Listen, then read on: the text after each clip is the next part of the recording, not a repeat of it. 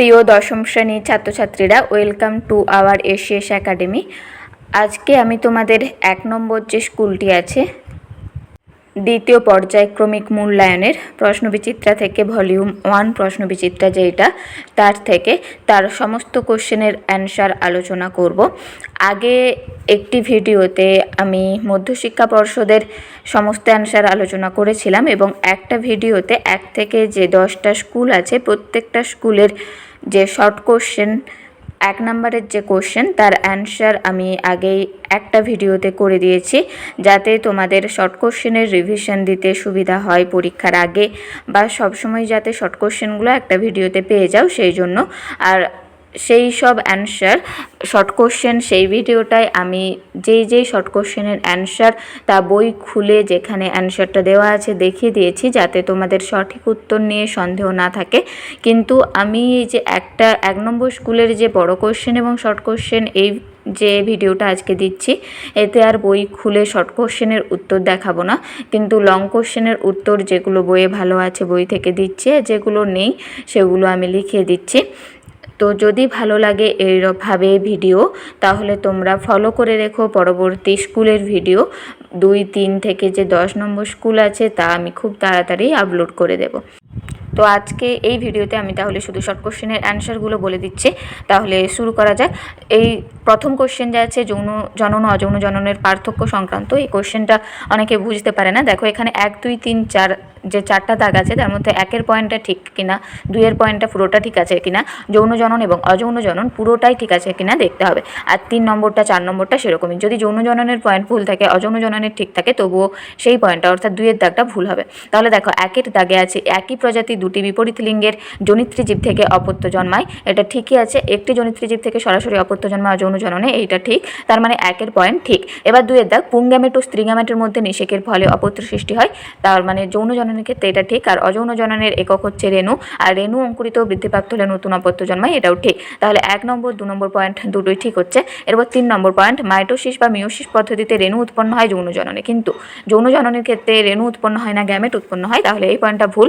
অযৌন জনন মিওসিস পদ্ধতিতে গ্যামেট উৎপন্ন হয়, অযৌন জননে গ্যামেট নয় রেণু উৎপন্ন হয়, তার মানে 3-এর পয়েন্ট পুরোটাই ভুল। 4-এর পয়েন্ট, অপত্য জীব জনিত্রী জীবের ন্যায় জিনগত বৈশিষ্ট্যের অধিকারী হয়, যৌন জননের ক্ষেত্রে অপত্য জীব জনিত্রী জীবের ন্যায় জিনগত বৈশিষ্ট্যের অধিকারী হয় না, অযৌন জননের ক্ষেত্রে হয়।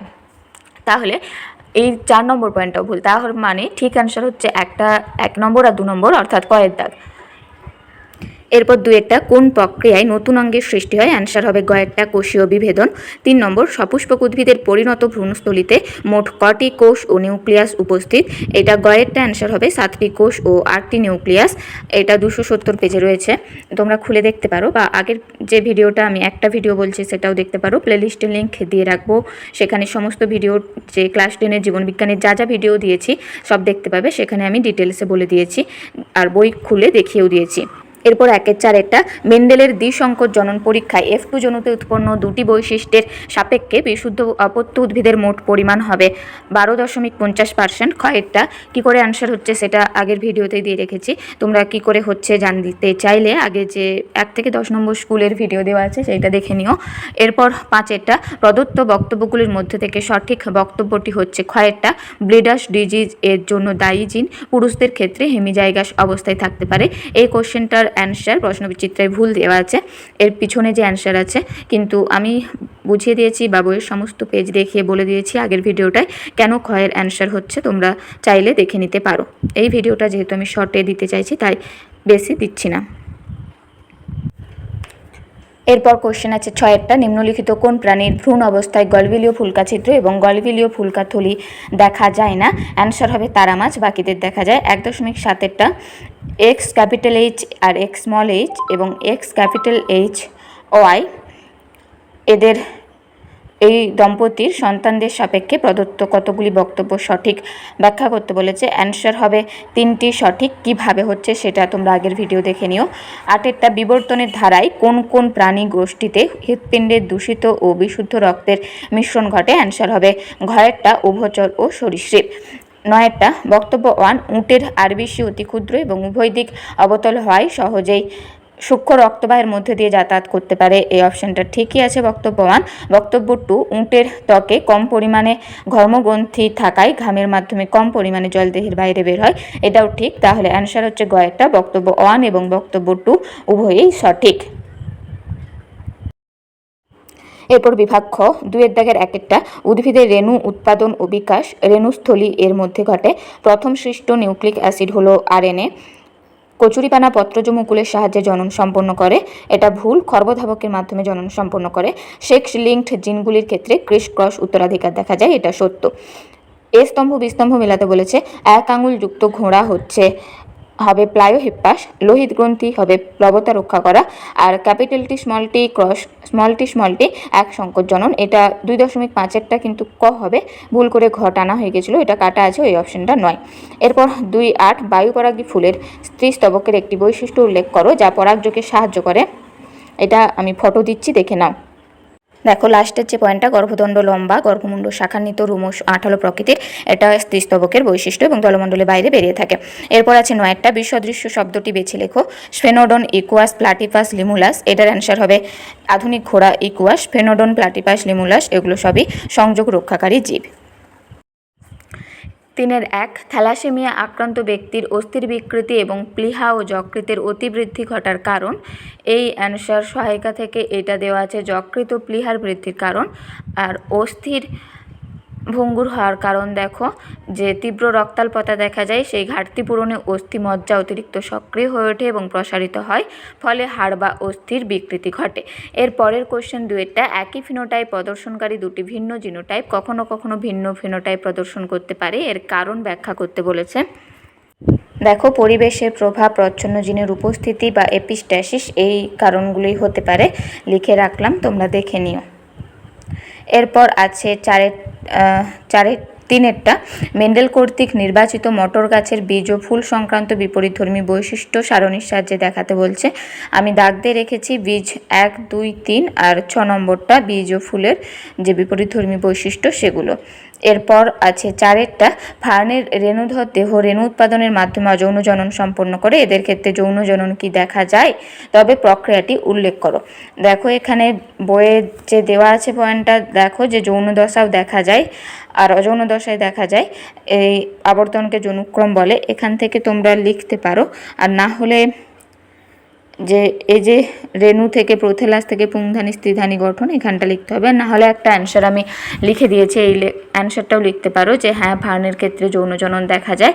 এরপর প্রত্যেকটা ধাপ দেখো, লিঙ্গধর দেহ গঠন, জনন অঙ্গ, অ্যান্থেরিডিয়ামারে, আর নিষেক পদ্ধতি, নিষেকের মাধ্যমে নতুন উদ্ভিদ সৃষ্টি, পুরোটাই দেওয়া রয়েছে। এরপর আছে 5-টা কোনো কারণে প্ল্যানেরিয়ার দেহ একাধিক খণ্ডে বিভক্ত হলে সম্ভাব্য প্রতিটি খণ্ড থেকে নতুন জীব সৃষ্টি হতে পারে, বিষয়টি জনন প্রক্রিয়ার আলোকে ব্যাখ্যা করো। এখানে প্ল্যানেরিয়ার দেহ পুনরুৎপাদন যেভাবে ঘটে পদ্ধতিটা লিখলেই চলবে, প্রথমে এইটা, এরপর এখানটা লিখে পরিণত প্ল্যানেরিয়া থেকে যে প্ল্যানেরিয়ার পুনরুৎপাদন হচ্ছে এই ছকটাও দিতে হবে। এর পরের কোশ্চেন আছে 6-টা, পৃথিবীতে এমন কিছু জীব বর্তমান রয়েছে যাদের অস্তিত্ব প্রমাণ করে পৃথিবীতে জৈব বিবর্তন হয়েছে, উদাহরণের সাহায্যে বলেছে ব্যাখ্যা করতে। দেখো এখানে জৈব অভিব্যক্তিতে সংযোগ রক্ষাকারী জীবের গুরুত্ব দিয়ে 4টা যে উদাহরণ দিতে বলেছে, সেখানে প্রাণী সংযোগকারী উদাহরণও দিতে পারো বা উদ্ভিদ সংযোগ রক্ষাকারী যোগসমূহ যে কোনো একটা দিতে হবে। আর বিবর্তনের অভিমুখ সরল থেকে জটিলে হয় বা জলজ থেকে স্থলজই হয়। এরপর কোশ্চেন আছে 7-টা, ল্যামার্কবাদের আলোকে পর্দাবিহীন সরীসৃপ সৃষ্টির কারণ ব্যাখ্যা করো। এর অ্যান্সারটাও বইয়ে নেই, লিখে দিলাম। ল্যামার্কবাদের মতে সরীসৃপদের পূর্বপুরুষদের আঙুলের মাঝে পর্দা ছিল, কিন্তু অব্যবহারের ফলে তা ক্রমশ লুপ্ত হয় এবং অর্জিত বৈশিষ্ট্য বংশানুক্রমে সঞ্চারিত হয়ে পর্দাবিহীন সরীসৃপ সৃষ্টি হয়েছে। 8-টা, শিম্পাঞ্জির সমস্যা সমাধান দক্ষতা দুটি উদাহরণ দাও। এখানে সমস্যা সমাধানের যে উদাহরণগুলি বইয়ে আছে সহায়িকা থেকে সবগুলোই দিয়ে দিলাম পয়েন্ট করে, যেইটা সুবিধা হবে সেই অনুযায়ী দুটো তোমরা করে নিও। এরপর কোশ্চেন আছে বিভাগ ঘ, 1-টা মানব বিকাশের বার্ধক্য দশার বৈশিষ্ট্যগুলি উল্লেখ করতে বলেছে, এখান থেকে দেখে নিও, দিয়ে দিলাম। উদ্যানবিদ্যায় অঙ্গজ জনন বেশি সুবিধাজনক, ব্যাখ্যা করো। দেখো এখান থেকে তোমরা যে কোনো 3টা বা 4টা পয়েন্ট করে নিও। এরপর অথবা শব্দচিত্রের মাধ্যমে সপুষ্পক উদ্ভিদের নিষেক প্রক্রিয়াটি উল্লেখ করতে বলেছে। এইটা শব্দচিত্রের মাধ্যমে দেওয়া রয়েছে, সহায়িকার পেজ থেকেই দিলাম। এখান থেকে তোমরা দেখে করে নিও। এরপর কোশ্চেন আছে, বহুকোষী জীবেদের বৃদ্ধির পর্যায়গুলি ব্যাখ্যা করো। বহুকোষী জীবেদের বৃদ্ধির পর্যায়গুলি হচ্ছে 3টি: ভ্রূণের পরিস্ফুটন, ভ্রূণোত্তর পরিস্ফুটন আর শিশু প্রাণীর পরিণতি। এরপর 4.2 অসম্পূর্ণ প্রকটতা কিভাবে মেন্ডেলের বংশগতি সংক্রান্ত সূত্রের বিচ্যুতির প্রমাণ দেয় সেটি উদাহরণের সাহায্যে ব্যাখ্যা করতে বলেছে। প্রথমে এখানটা লিখে এইটা এবং এই যে উপরের 3 লাইন, এই 3 লাইন লিখতে হবে। লেখার পর যে এই চেকার বোর্ড সহ ক্রসটা দেখানো আছে এটা দেখালেই হবে। এরপর আছে মানুষের অথবাটা লিঙ্গ নির্ধারণকে হোমোগ্যামেটিক ফিমেল পদ্ধতি এবং হেটারোগ্যামেটিক মেল পদ্ধতি কেন বলে। এখানে 52 দাগ আর 53 দাগের কোশ্চেনের অ্যান্সার দুটোই একসাথে লিখতে হবে। এরপর আছে পার্থক্য অটোজোমবাহিত এবং সেক্স লিঙ্কড প্রচ্ছন্ন জিনঘটিত রোগগুলির, যে 2-এরটা আর 3-এর দাগ বলতে হবে। এরপর 4.3 মাটিতে প্রচুর পরিমাণে জল উপস্থিত থাকলেও সুন্দরী গাছ মাটি থেকে জল শোষণে করতে পারে না। সমস্যা সমাধানে যে অভিযোজন করে সেগুলি দেখো দেওয়া রইল। এখান থেকে দেখে তোমাদের সুবিধা মতো যটা পয়েন্ট দিতে পারবে সেই অনুযায়ী দিয়ে দিও। আমি সবগুলোই দিয়ে রাখছি। এরপর এরই সাথে আছে মিলার এবং উডের পরীক্ষায় প্রাপ্ত জৈব যৌগগুলি এবং এর তাৎপর্য লিখতে বলেছে। যে জৈব অ্যাসিড যেগুলি সেগুলির নাম লিখতে হবে। এরপর সিদ্ধান্তে যেটা সেটা দিলেই তাৎপর্য হয়ে যাবে। এরপর অথবা জীবজগতে অস্তিত্বের জন্য সংগ্রামের কারণ ব্যাখ্যা করো। এর প্রবক্তা হচ্ছেন ডারউইন। তার মতে কেন অস্তিত্বের জন্য সংগ্রাম হয়, অন্তঃপ্রজাতি সংগ্রাম, আন্তঃপ্রজাতি সংগ্রাম এবং পরিবেশের সঙ্গে সংগ্রাম সবটাই দিতে হবে। এরপর শেষ কোশ্চেন, বিবর্তন সংক্রান্ত ল্যামার্কবাদের বিভিন্ন প্রতিপাদ্য বিষয়ের ত্রুটি উদাহরণ সহ আলোচনা করতে বলেছে। এই অ্যান্সারটা এটাই হবে। এখান থেকে দেখে তোমরা করে নিও।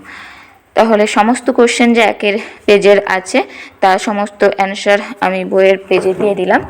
এছাড়াও যে আগেও বলেছি, যদি তোমরা সমস্ত শর্ট কোশ্চেনের যে 1 থেকে 10 সমস্ত শর্ট কোশ্চেন চাও এবং বইয়ের পেজ নম্বর সহ প্রমাণ সহ যদি চাও, তাহলে যে একটা ভিডিও দেওয়া আছে 1 ঘন্টার মতো, সেই ভিডিওটা দেখলেই তোমরা সমস্ত অ্যান্সার পেয়ে যাবে। আর এখানে আমি বড় কোশ্চেনের অ্যান্সারের পেজগুলো দিয়ে দিলাম, যেই অ্যান্সারগুলো বইয়ে নেই সেগুলোও দিয়ে দিলাম।